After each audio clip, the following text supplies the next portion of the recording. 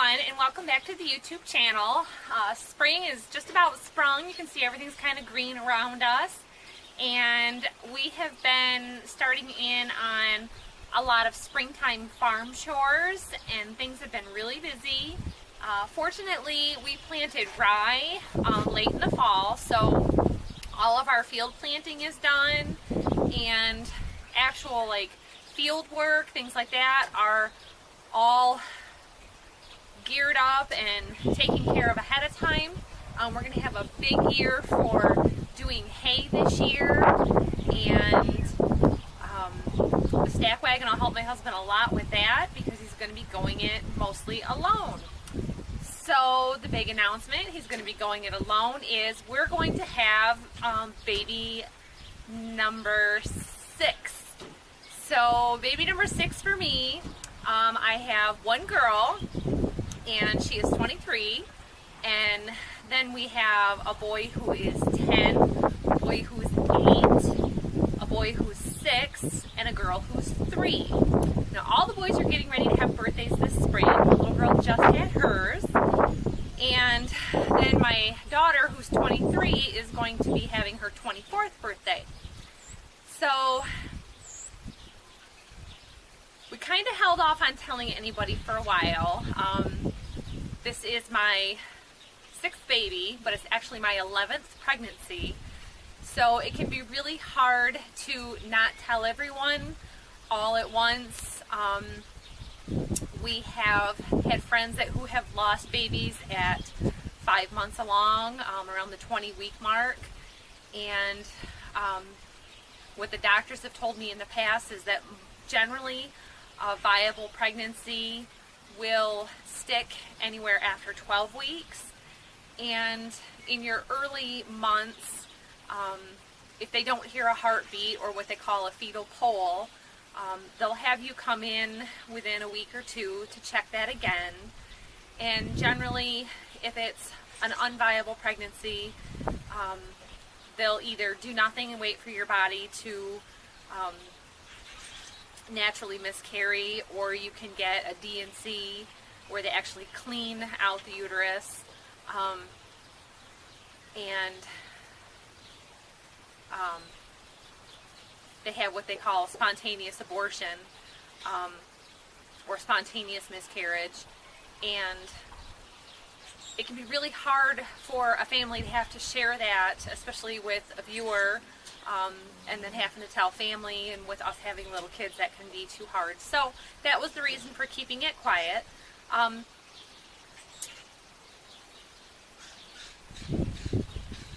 Probably the hardest thing with a family is to not tell them.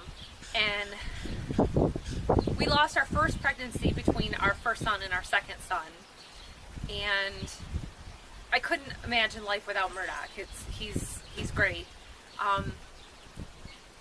Basically, we have been together for 18 years, and I never wanted anything more than to have a family and be a mom and do these things that we do together. As you know, we homeschool the kids, and I want my kids to be with me. It's not that I don't want them out of my sight, but we want to be the people who raise our children and not have other people raise them for us. So fortunately, we're blessed with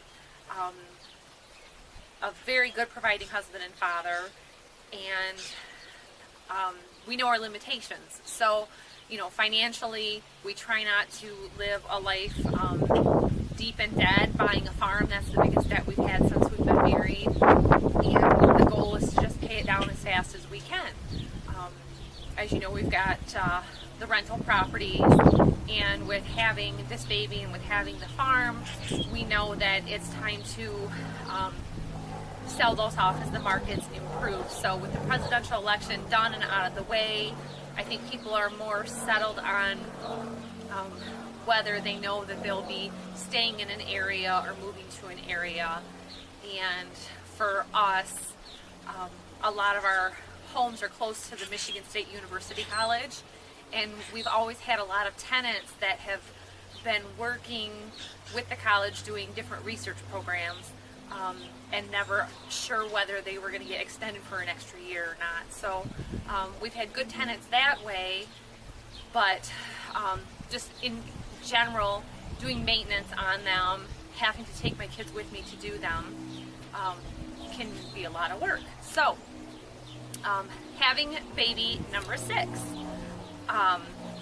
as you know, we have a small house, so we had a 3-bedroom, nice Cape Cod house with a full finished basement, and moving to this small house was really hard for me. And one of the first things I did before we even moved in was to come in and paint and do minor updates on the things that we wanted to do.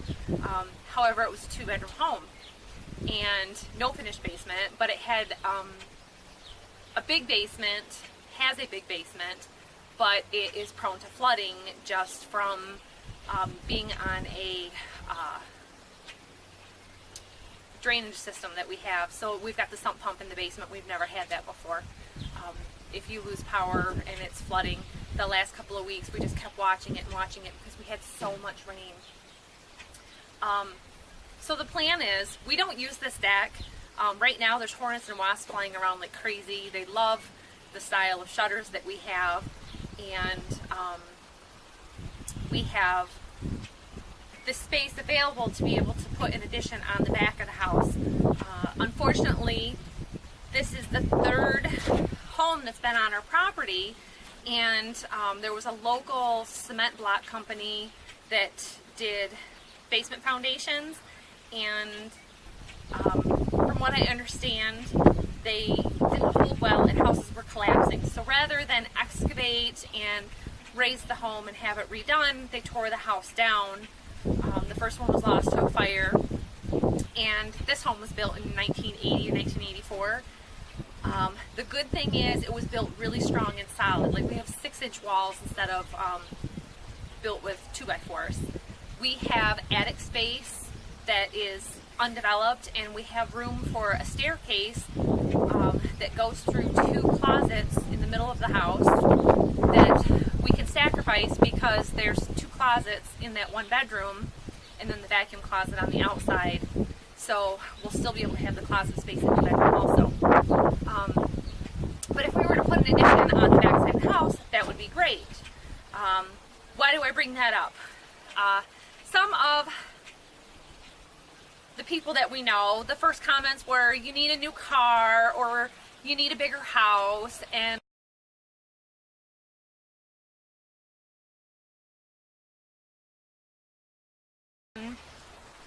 we've never been like pushed by society to make the choices that everyone else is. We're not in the consumerism and just going with the flow what everyone else does. It's not bad to, and having some things bigger in the house would be nice. Like, it would be great to have a second bathroom. So we definitely want to have space for that when we build the upstairs. However, I have little kids, so I don't want a flooded lower level because they're splashing in a bathtub upstairs.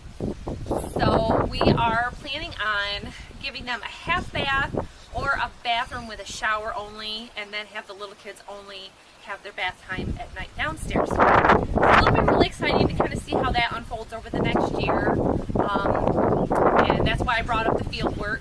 It's because his field work is done and he's just going to be doing hay. He'll have that time for the upstairs work, and then if we decide to make an addition out here, then we'll have more space for a family room and playroom. I just don't quite know how it would tie in with our kitchen, because directly behind the camera is the outer wall of the kitchen, and I don't really want to have a whole kitchen redo.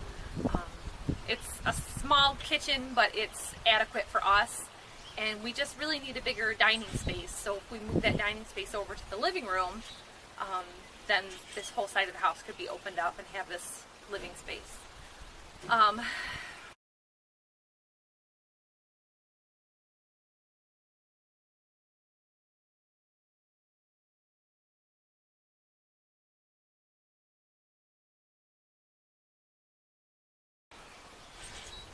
even if we didn't want to build up, we could still have living space and a bedroom here, and that would give us the 3 bedrooms that we would need. Ideally, 4 bedrooms would be good with having that many kids at home. So as you know, we've got an older daughter and she's not at home. But she also has children and they come to visit too, so we want to have enough space for everybody. And the way I see it, like our neighbors across the street have a shack of a house that was like a 1-bedroom house, and every time they had a kid he would put on an addition and make it a little bigger, and it's just an extended ranch style house that I think ended up as a 3-bedroom house, and none of the rooms are bigger than like a 8-foot by 10-foot room. But you can, number 1, have bunk beds. Number 2, little kids tend to want to sleep with somebody else, and I feel the bond that they create with the co-sleeping, either with us or with each other, is an invaluable show of love that will last them a lifetime. Our kids are getting at the age where the older ones fight with the younger ones, so we want them to have their space, but then the older ones love on the little ones so much, and the little ones all love on each other so much, so it's just that matter of balancing the oldest and the youngest boy so that they're not going at it all the time. But super great news with the pregnancy. We're really happy about it. There's always struggles with, you know, where are you going to put everybody and what are you going to do, and oh my gosh, and every one of our babies has been a blessing and a surprise to us. So with just all the chaos of a family and the blessings of the Lord, we're gonna go forward and wish us well and be with us on our journey. Bye.